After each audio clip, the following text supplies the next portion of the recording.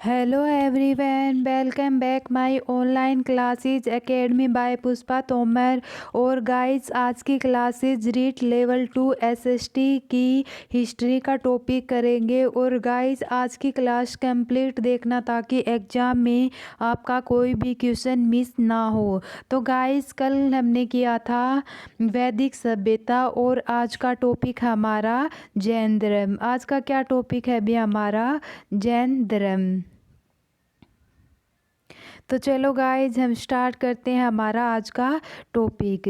ईसा पूर्व छठी सदी के उत्तरार्ध और मध्य गंगा के मैदान में अनेक धार्मिक संप्रदायों का उदय हुआ और उन्होंने 62 यानी कि 62 संप्रदाय ज्ञात किए। और जैन और बौद्ध संप्रदाय सबसे महत्वपूर्ण है। जो जैन धर्म है, इन्होंने ईसा पूर्व छठी सदी के उत्तरार्ध में मध्य गंगा के मैदान में इन्होंने धार्मिक संप्रदायों का उदय किया और उन्होंने 62 संप्रदाय ज्ञात किए और इसमें जैन और बौद्ध संप्रदाय सबसे महत्वपूर्ण माने हैं। तो गाइज, आज का हमारा टॉपिक है जैन धर्म और कल करेंगे हमारी बौद्ध धर्म। ठीक है। और फिर क्या है उद्भव का विकास कारण। उद्भव का कारण वैदिकोत्तर काल में समाज स्पष्ट 4 वर्णों में इनको क्या किया है, वर्णित किया है। ब्राह्मण, क्षत्रिय, वैश्य और शूद्र। इस बात पर जोर दिया जाता है ताकि वह वर्ण जन्म मूलक है।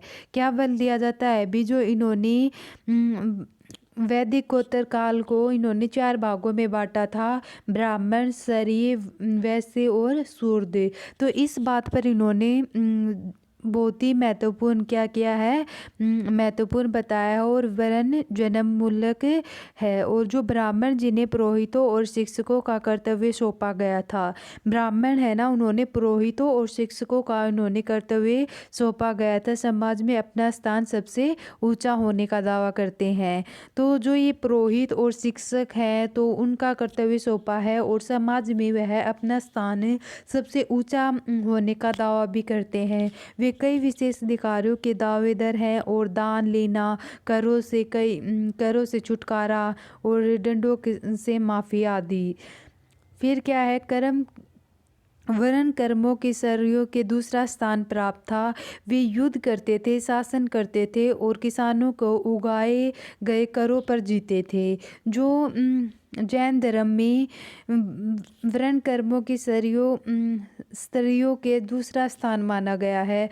और वे युद्ध करते थे लेकिन उनका शासन भी करते थे। जैसे कि किसानों ने उगाया हुआ है, किसानों से उगाए गए करों पर वे क्या करते थे, जीते थे।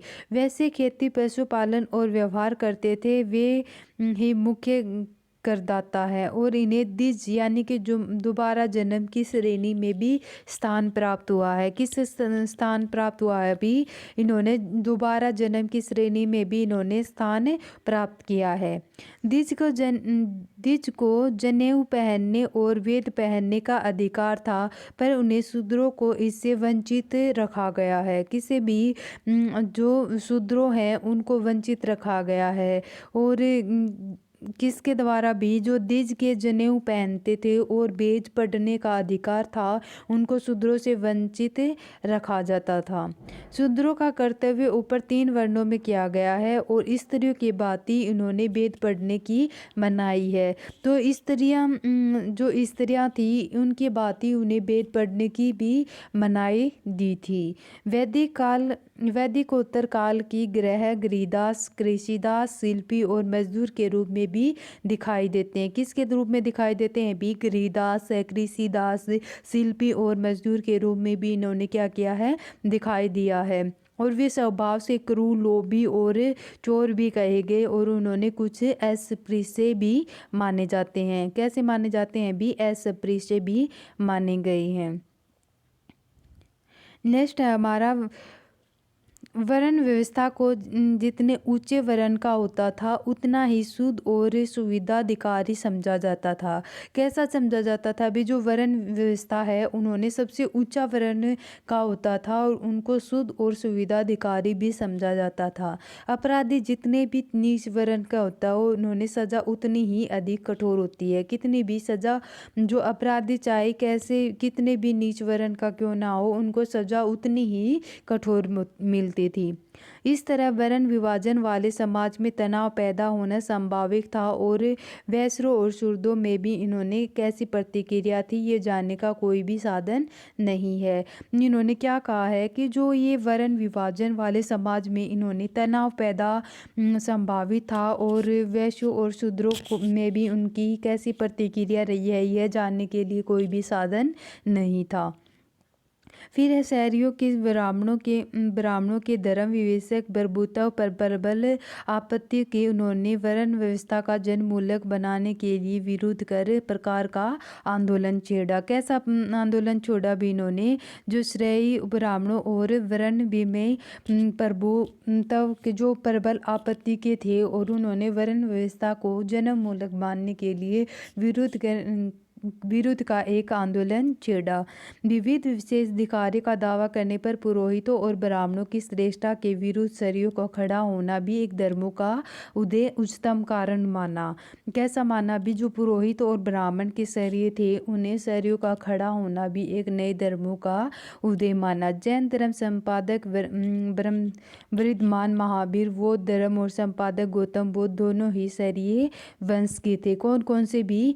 जो संपादक वर्धमान महावीर बौद्ध धर्म के संपादक गौतम बुद्ध इनके क्या थे? क्षत्रिय वंश के। दोनों ही ब्राह्मणों की सत्ता को चुनौती दी थी। कैसी किसकी चुनौती दी थी भी? संपादक गौतम बुद्ध द्वारा क्षत्रिय वंश के ब्राह्मणों की सत्ता को चुनौती दी। फिर है नए धर्मों के उदय और वास्तविकता कारण पूर्वोत्तर भारत में नई कृषि मूलक अर्थव्यवस्था का विस्तार किया। जो नए धर्म थे उनको उदय से वास्तविक कारण और उनको पूर्वोत्तर भारत में नई कृषि मूलक अर्थव्यवस्था का विस्तार बताया। किसका विस्तार बताया? भी पूर्वोत्तर भारत में नई कृषि मूलक अर्थव्यवस्था को। लोहे के फाल वाले हलों पर आधारित कृषि मूलक अर्थव्यवस्था के बैल की आवश्यकता थी, परंतु कृषि के युगों में बलि दिए जाने वाले गाय व भैंसों की कमी होती थी। लेकिन यह खेती की प्रगति बाधक सिद्ध हुआ। किसका? भी जो लोहे के फाल वाले हलों पर आधारित थे उनको कृषि मूलक अर्थव्यवस्था की बैल की आवश्यकता होती थी और उन्होंने जो वैदिक युगों के बलि दिए जाने वाले जो गाय भैंस की कमी हो गई थी ना, तो यह खेती की प्रगति क्या हुई थी? बाधक सिद्ध हुआ। मदक के दक्षिणी और पूर्वी छोरों पर बसे कबायली लोग भी खाने के लिए पशुओं को मारते थे। जो मैक्त और दक्षिणी और पूर्वी छोरों पर बसे कबायली लोग भी उन्होंने खाने के लिए पशुओं को मारते थे। नई कृषि आधारित अर्थव्यवस्था को टिकाऊ रखने के लिए पशुवध को रोकना भी आवश्यक माना है। किसको भी? जो नई कृषि आधारित अर्थव्यवस्था के टिकाऊ रखने के लिए इन्होंने पशुवंश को रोकना भी आवश्यक माना है। इस काल में पूर्वोत्तर भारत में अनेक नगरों का उदय हुआ, जैसे कौशाम्बी इलाहाबाद के जो समीप था। क्या भी? कौशाम्बी। फिर है कुशीनगर देवरिया और उत्तर प्रदेश में। वाराणसी वैशाली कहाँ पे है? भी उत्तर बिहार में। चिरांद सारण जिला कहाँ पे? भी बिहार में। और जो राजगीर है पटना के लगभग 100 किलोमीटर दक्षिण पूर्व आदि। तो इन्होंने ये जो पूर्वोत्तर भारत में अनेक नगरों का उदय हुआ था। किस किस का भी? कौशाम्बी, कुशीनगर, वाराणसी, वैशाली, चिरांद, राजगीर आदि। नगरों में बहुत सी शिल्पी और व्यापारी रहते थे। जो शिल्पी और बहुत सारे व्यापारी रहते थे, जिन्होंने सबसे पहले ईस्वा पूर्व 5वीं सदी में पंचमारक सिक्के चलाए। कि 5वीं सदी में कैसे सिक्के चलाए भी इन्होंने? पंचमारक, कैसे भी पंचमारक में। और जो नगरों में बहुत से शिल्पी और व्यापारी रहते थे, उन्होंने सबसे पहले ईसा पूर्व 5वीं सदी में पंचमारक सिक्के चलाए। सिक्कों की प्रचलित में व्यापार वाणिज्य में वृद्धि हुई, इससे वैश्यों को महत्व बढ़ा और वे अब किसी भी ऐसे धर्म की खोज में थे जिन्हें सामाजिक स्थितियाँ सुधरे। वो कैसी खोज, धर्म की खोज में थे भी जिससे उनकी सामाजिक स्थिति भी सुधर सके। वाणिज्य ने जो भी सोटी कहलाते थे, महावीर और गौतम बुद्ध के दोनों उदारतापूर्ण सहायक थे। दोनों धर्मों की उन्होंने प्रचुर दान से जिनके कारण बताए। क्या कारण बताए भी इन्होंने? जो वाणिज्य ने जो सेठे कहलाते थे, उन्होंने महावीर और गौतम बुद्ध दोनों को उदारतापूर्ण सहायता की थी और दोनों धर्मों को उन्होंने प्रचुर दान दिए और उनके कारण भी बताए। इनके कारण क्या क्या है भी? जैन धर्म और बौद्ध धर्म की आरंभिक अवस्था में तत्कालीन वर्ण व्यवस्था का कोई भी महत्व नहीं दिया गया। इन्होंने क्या कहा है? फर्स्ट कारण में जो जैन धर्म है और बौद्ध धर्म है, इनकी आरंभिक व्यवस्था में वर्ण व्यवस्था का कोई भी महत्व नहीं बताया गया है। वे अहिंसा का उपदेश देते थे और युद्ध के अंत हो सकता था। परिणाम स्वरूप व्यापार वाणिज्य में उन्नति हो सकती थी। किसकी भी? जो वे अहिंसा का उपदेश देते हैं, उन्हें युद्ध का अंत हो सकता है और जो परिणाम स्वरूप व्यापार वाणिज्य में इनकी उन्नति हो सकती थी।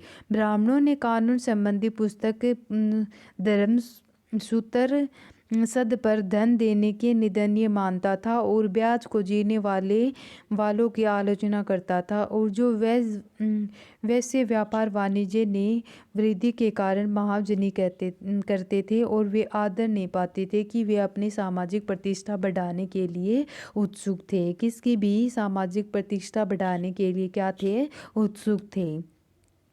दूसरी ओर तरह तरह की निजी संपत्ति के संचय के विरुद्ध भी कड़ी प्रतिक्रिया और संपत्ति के नए इन्होंने क्या किए भी? नए प्रकारों की समाज में इनकी व्यवस्था की। फिर है कुंडग्राम। कुंडग्राम में महावीर स्वामी ने जन्म वैशाली के निकट कुंडग्राम वाणिज्य के ज्ञातक कुल का प्रधान सिद्धांत के यहाँ 540 ईस्वी पूर्व में हुआ था। उनकी माता का क्या नाम था भी? श्री सला नाम था और लिच्छवी राजकुमारी थी और इनकी पत्नी का क्या नाम था? यशोदा। क्या नाम था भी उनकी पत्नी का? यशोदा। पाटलिपुत्र। पाटलिपुत्र में जो चंद्रगुप्त मौर्य के शासन काल में लगभग 300 ईस्वी पूर्व प्रथम जैन सभा में आयोजन किया गया था। किसमें भी? जो चंद्र मौर्य के शासन काल में लगभग कितने भी 300 ईस्वी पूर्व में सबसे पहले प्रथम का इन्होंने क्या किया? इसका आंदोलन किया। इस सभा में जैन धर्म के प्रधान भाग 12 अंगों में इन्होंने संपादन किया गया और इसी सभा में जैन धर्म दिगंबर व श्वेतांबर नामक 2 संप्रदायों का इन्होंने विभक्त किया। कितने भागों में भी? 2 संप्रदाय में इन्होंने विभक्त किया। फिर है पावापुरी। पावापुरी में एक प्रसिद्ध जैन तीर्थ स्थल है और उन्होंने महावीर ने अपना पहला उपदेश पालापुरी में दिया था। कब भी दिया था भाई? पावापुरी में दिया था। यह स्थल में वर्तमान में नालंदा जिले में स्थित था। यह स्थल कहाँ पे स्थित था भाई? पावापुरी, यहाँ पे बिहार के नालंदा जिले में। और फिर 468 ईस्वी में इन्होंने 72 वर्ष की अवस्था में महावीर के निर्वाच प्राप्ति भी यही हुई थी। कहाँ हुई थी भी इनकी प्राप्ति? जो 468 ईस्वी में 72 वर्ष की अवस्था में इन्होंने महावीर का निर्माण क्रांति भी यही हुई थी। कहाँ भी? पावापुरी में ही। फिर है बलम्बी। बलम्बी में यह जैन धर्म की द्वितीय संगीति का आयोजन स्थल है। इस सभा में अध्यक्षता देवद्री शमा शर्मन ने की थी। यह स्थल गुजरात में भी स्थित है और जो बलम्बी है वो कहाँ पे स्थित है भी, गुजरात में। और इस सभा को जैन धर्म ग्रंथों की अंतिम संकलन की लिपिबद्ध किया गया है। किस जो जैन धर्म ग्रंथों का कौन सा संकलन लिपिबद्ध किया है भी, अंतिम संकलन में। फिर है श्रवणबेल मेला। श्रवणबेल मेला में चंद्रगुप्त मौर्य ने अपने जीवन में अंतिम चरण में पुत्र बिंदुसार ने पक्ष में सिंहासन छोड़कर जैन मुनि भद्रवाहु के जैन धर्म की शिक्षा ले ली थी। और श्रवणबेल गोला यानी कि कहाँ पे है, मैसूर में है। कहाँ पे है भी, मैसूर में। और उन्होंने 298 ईस्वी पूर्व में उपवास द्वारा शरीर भी त्याग दिया। फिर चंपा के शासन दहीन वाहन की पुत्री चंदना महावीर की पहली भिक्षु की थी। कैसी थी भी, जो चंपा के शासन में युधि वाहन की जो पुत्री थी वो चंदना महावीर की पहली भिक्षुणी थी। महावीर द्वारा दिए गए मौलिक सिद्धांत प्राचीन 14 ग्रंथों का संकलन किया था। कितनी मौलिक सिद्धांत दिए थे भी, 14 प्राचीन ग्रंथों का संकल्पित किया था। और इस ग्रंथों को पूर्व भी कहते हैं। क्या कहते हैं बीज को, पूर्व भी कहते हैं। जैन धर्म के देवताओं के अस्तित्व को स्वीकार किया था, लेकिन सृष्टिकर्ता में रूप में ईश्वर को स्वीकार नहीं किया गया। जो जैन धर्म थे उन्होंने देवताओं का अस्तित्व को स्वीकार किया था, लेकिन जो सृष्टिकर्ता थी उसके रूप में ईश्वर को स्वीकार नहीं किया गया। किसको ने भी, जो सृष्टिकर्ता के रूप में ईश्वर को क्या नहीं किया, इन्होंने स्वीकार नहीं किया। बौद्ध धर्म की तरह जैन धर्म की वर्ण व्यवस्था को निंदा नहीं की गई थी। जैन धर्म पुनर्जन्म व कर्मवाद का विश्वास करता था। किसका विश्वास करता था भी, पुनर्जन्म और कर्मवाद का। जैन धर्म सम्मिलखा से तात्पर्य है उपवास द्वारा शरीर का त्याग करना। जैन धर्म का जो सुलेखना थी उसका क्या अर्थ है भी, उपवास द्वारा शरीर त्याग करना। फिर है महावीर स्वामी। महावीर स्वामी जैन धर्म के 24वें अंतिम तीर्थकर महावीर स्वामी का जन्म 599 ईस्वी पूर्व में कहाँ पे हुआ था भी, कुंड ग्राम। कहाँ पे है, वैशाली, वर्तमान क्या नाम है इसका, बिहार में हुआ था। जो इसका जैन धर्म महावीर स्वामी था उसका जन्म कहाँ पे हुआ था भी, जो जैन धर्म के 24वें अंतिम तीर्थकर महावीर स्वामी का जन्म 599 ईस्वी पूर्व कुंडग्राम में। और जो ये कुंडग्राम वो कहाँ पे है भी, बिहार में हुआ था। और कुछ पुस्तकों का इन्होंने 540 ईस्वी पूर्व होना भी बताया गया है। कितना बताया है भी, कुछ पुस्तकों में इन्होंने 540 ईस्वी पूर्व भी बताया गया है।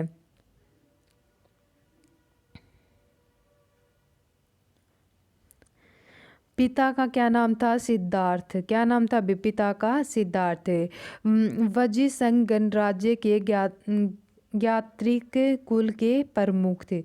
फिर माता का क्या नाम था, श्रीसला। क्या नाम था बेन का, श्रीसला। वैशाली राज्य के प्रसिद्ध लिच्छवी राजा चेटक की बहन थी। कौन थी भी, श्रीलेखा।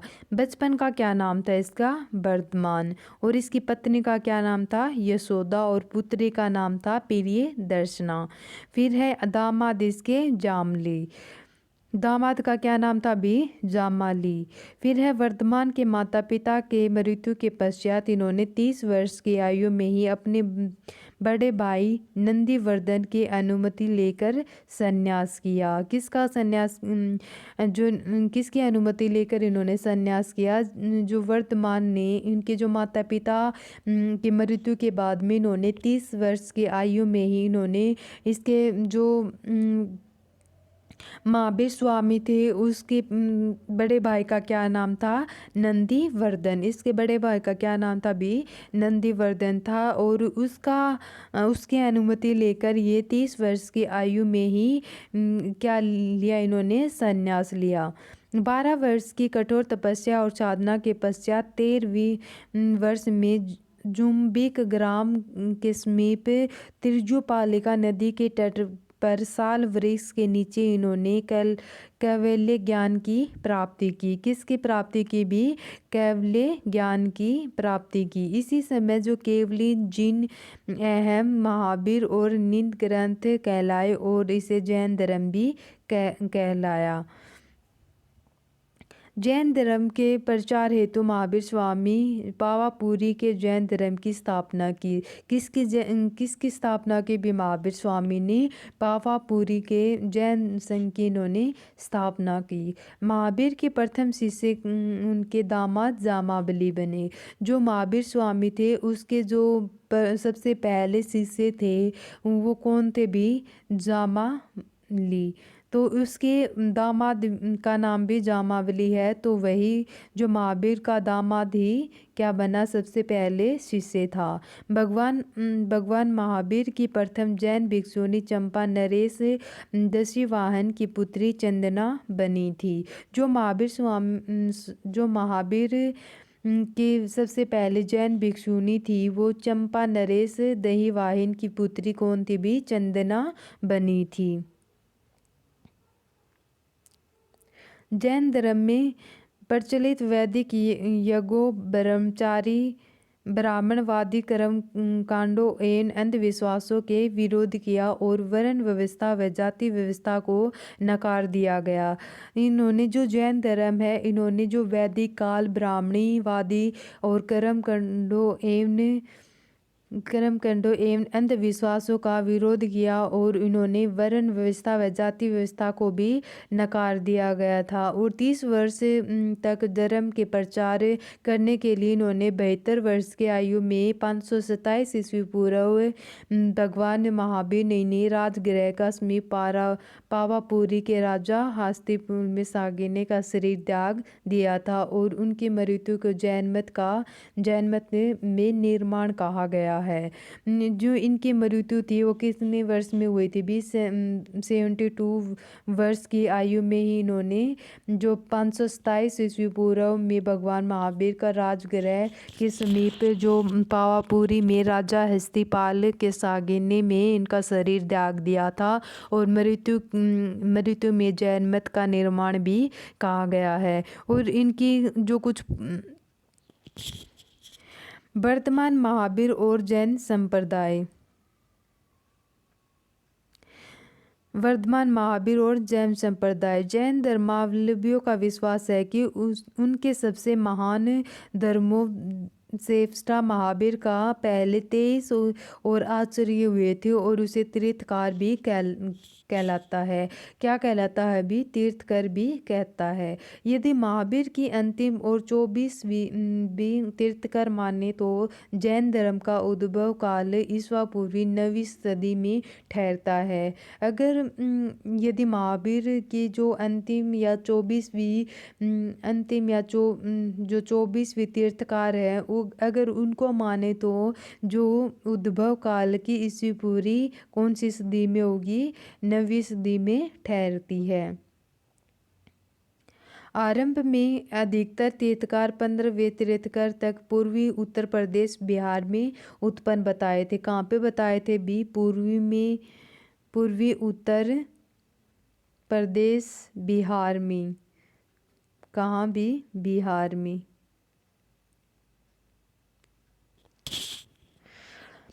उनकी ऐतिहासिकता नितांत संदिग्ध है और मध्य गंगा के मैदान में कोई भी बाग ईसा पूर्व 6ठी सदी से पहले आबाद नहीं हुआ था। कब आबाद नहीं हुआ था भी इस जो कोई भी बाग ईसा पूर्व 6ठी सदी से पहले ठीक आबाद नहीं हुआ था।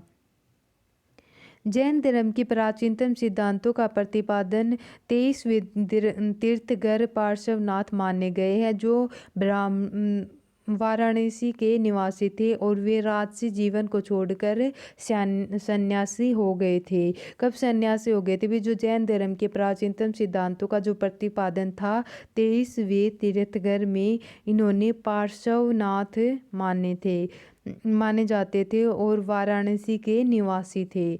यथार्थ जैन धर्म की स्थापना पार्श्वनाथ के आध्यात्मिक शिष्य वर्धमान में की थी। कब की थी भी पार्श्वनाथ के आध्यात्मिक शिष्य वर्धमान में।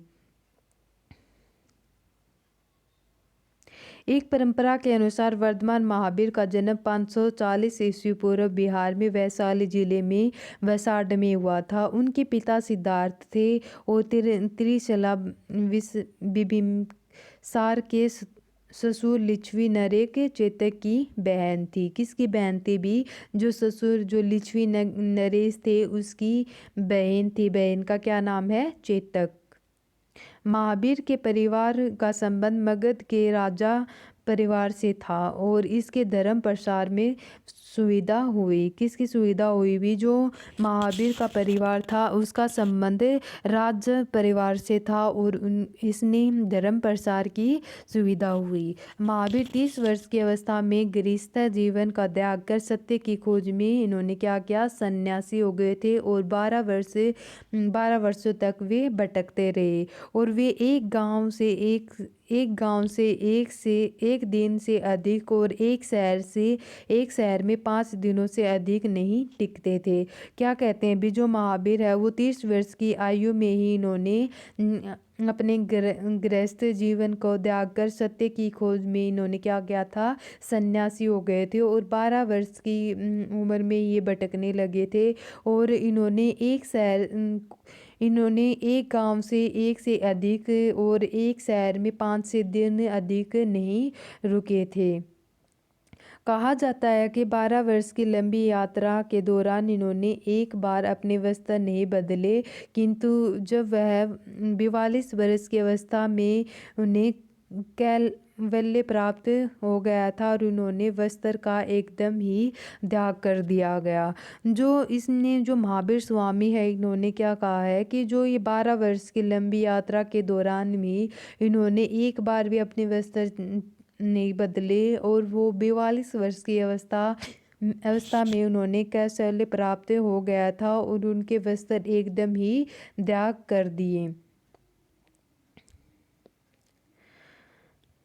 कैवल्य के महावीर ने सुख दुख का विजय प्राप्त की थी। इसी विजय के कारण महावीर और महान सूर या जिन अर्थात विजेता कहलाए। उनके अनुयायी जैन कहलाते हैं। किसे कहलाते हैं भी? अनुयायी जैन कहलाते हैं। महावीर 3 वर्षों तक कौशल, मगध, मिथिला, चंपा आदि प्रदेशों में घूम कर अपने धर्म का प्रसार करते रहे। महावीर की मृत्यु 468 ईस्वी में 72 वर्ष की उम्र में आज भी राजगीर के समीप पावापुरी में हुई और दूसरी परंपरा के अनुसार इन्होंने देहांत 527 ईस्वी में हुआ था, परंतु पुरातात्विक साक्ष्य के आधार पर इन्होंने निश्चित ही 6ठी शताब्दी ईस्वी पूर्व में के द्वारा की गई थी। फिर है जैन धर्म के सिद्धांत।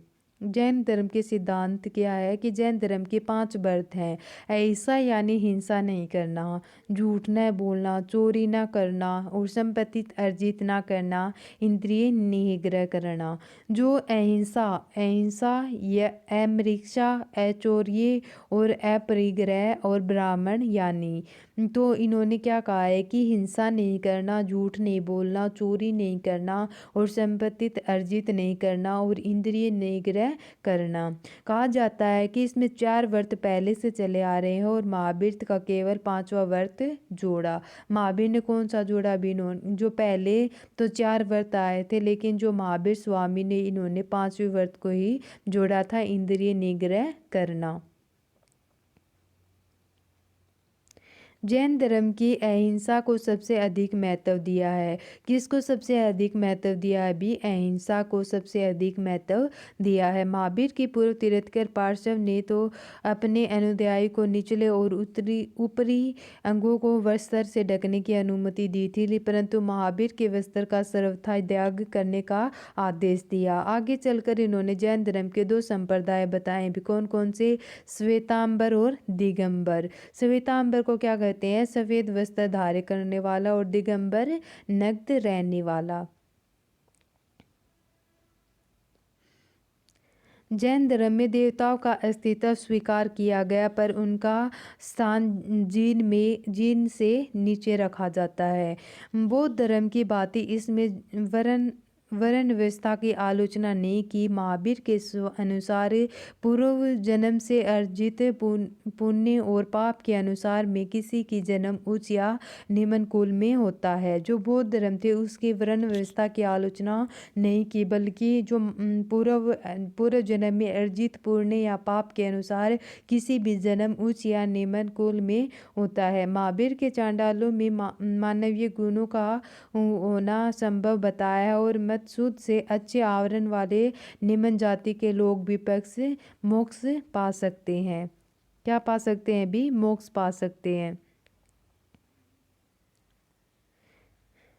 जैन धर्म का उद्देश्य सांसारिक बंधनों का छुटकारा पाना और कर्म कांडनीय अनुष्ठान की आवश्यकता नहीं है। जो जैन धर्म की मुख्य उद्देश्य कौन सी है? सांसारिक बंधनों का छुटकारा पाना, और इसे इन्होंने किसी कर्म कांडनीय अनुष्ठान की आवश्यकता नहीं की। जैन धर्म की युद्ध कृषि दोनों ही वर्जित हैं। जैन धर्म में युद्ध और कृषि दोनों ही क्या की है? इन्होंने वर्जित की है, क्योंकि वे दोनों ही जीवों की हत्या होती है। फलतः जैनियों ने अपने आप को व्यापारों का वाणिज्य तक सीमित रखा। अपने आप को कहाँ तक सीमित रखा? भी जैनियों ने व्यापार और वाणिज्य तक सीमित रखा।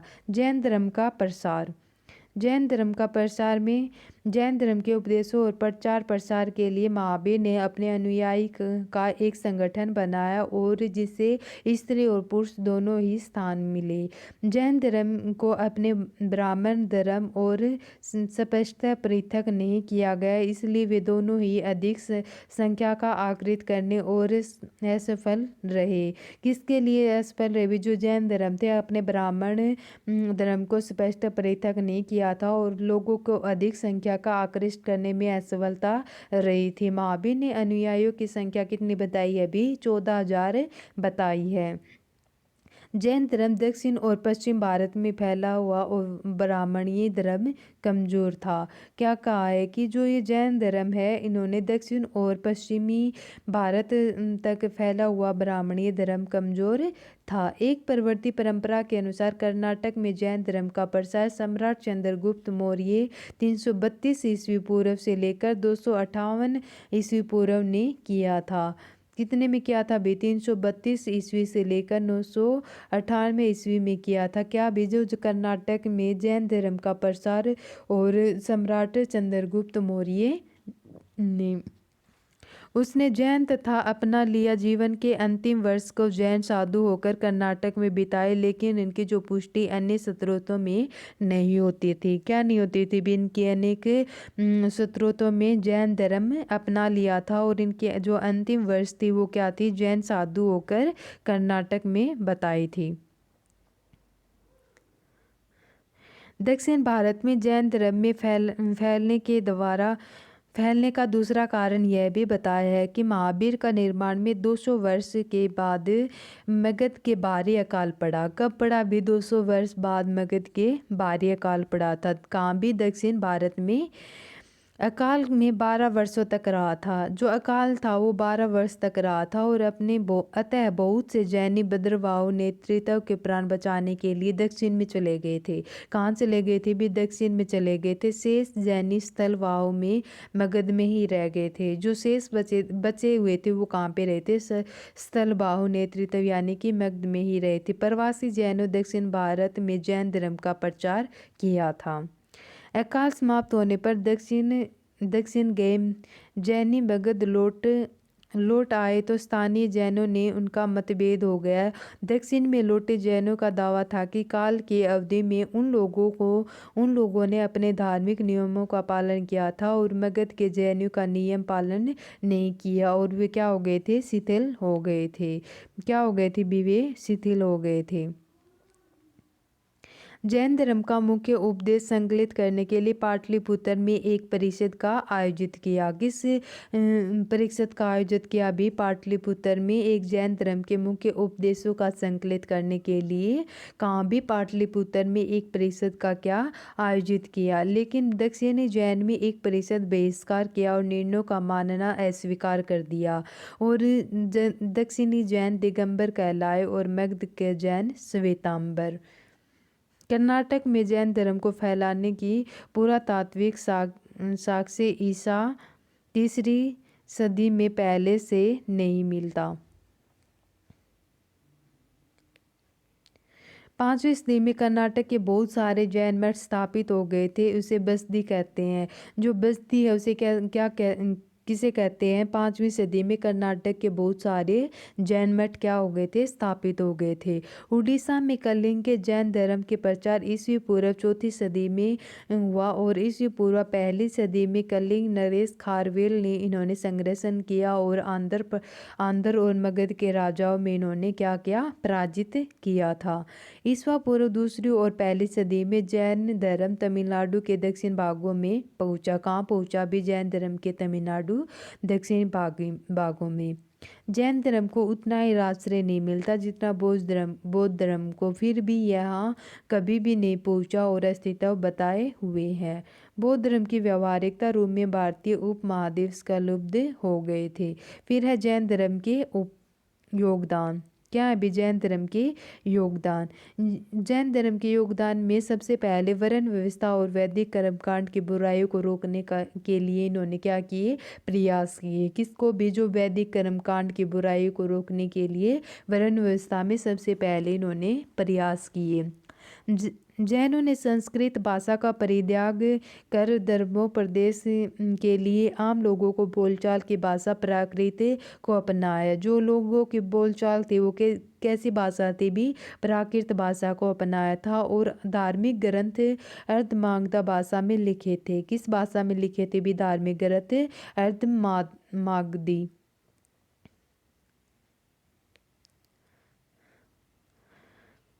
और ये ग्रंथ ईसा की 6ठी सदी के दौरान गुजरात बल्लवी नामक स्थान पर अंतिम रूप से इन्हें संकलित किया है। प्राकृत भाषा में कई क्षेत्रीय भाषाएं विकसित हुई थी। शैल सैनी, जिसे मराठी भाषा भी निकलती है, जो शौर सैनी है उसको वो कहाँ से निकलती है भी? मराठी भाषा से भी निकलती है। जैनों ने अब व्रज भाषा को पहले कई बार महत्वपूर्ण ग्रंथ लिखे और इसका पहला व्याकरण तैयार किया। मगध काल के आरंभ में जैनों की संस्कृति का भी खूब प्रयोग किया और इसे बहुत से ग्रंथ लिखे। जैनों ने कन्नड़ के विकास का बहुत महत्वपूर्ण योगदान दिया और भाषा का प्रचलित लेखन भी किया। और जो बौद्ध धर्म है इन्होंने मूर्ति पूजक नहीं थे। जो बौद्ध थे वो जैन धर्म के लोगों के आरंभ में मूर्ति जनक नहीं थे। बाद में महावीर के 23 तीर्थकार को भी इन्होंने पूजा की है, करने लगे। जो महावीर स्वामी है इसमें 23 तीर्थकार की पूजा करने लगे थे और सुंदर व कभी कभी विशाल प्रस्तर प्रतिमाएं विशेषकर कर्नाटक, गुजरात, राजस्थान और मध्य प्रदेश में निर्मित हुई। कहाँ भी? कर्नाटक, गुजरात, राजस्थान, मध्य प्रदेश में क्या हुई? ये निर्मित हुई। प्राचीन काल में जैन धर्म उतनी ही उत्कृष्ट नहीं है जितनी बौद्ध कला।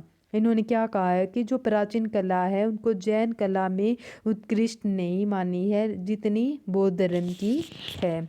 तो गाइज आज का टॉपिक था हमारा जैन धर्म। तो ये हुआ अभी हमारा जैन धर्म कंप्लीट।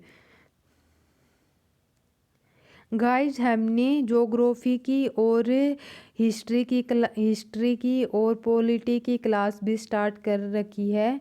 तो प्लीज़ गाइज आप ये क्लास प्लेलिस्ट में देख सकते हैं। अगर कुछ भी समझ में नहीं आए तो आप नीचे कमेंट बॉक्स में लिख सकते हैं।